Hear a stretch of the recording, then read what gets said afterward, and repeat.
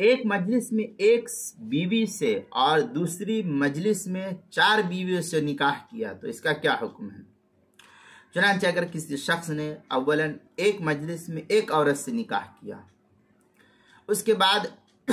پھر دوسری مجلس لگی، دوسری جگہ مجلس لگی، دوسری مجلس میں بیک وقت 4 عورتوں سے پھر نکاح کیا اس نے، تو صرف پہلی بیوی سے نکاح منعقد ہوا جو الگ مجلس میں ہوا تھا، بقیہ 4 سے جو بعد میں اس نے دوسری مجلس میں کیا ہے، ان چاروں میں سے کسی کا نکاح منعقد نہیں ہوگا۔ چنانچہ فتاوی ہندیہ میں ہے وَإِذَا تَزَوَّجَ وَاحِدَةً ثُمَّ أَرْبَعًا جَازَ نِكَاحُ الْوَاحِدِ لَا غَيْرِ، یہ فتاوی ہندیہ کی عبارت ہے، پہلی جلد صفحہ 277۔ فتاوی تاتارخانیہ جو زکریا بگٹی دیوبند کا ہندی نسخہ ہے، اس کی چوتھی جلد صفحہ 61، مسئلہ نمبر 5530۔ اور فتاوی خانیہ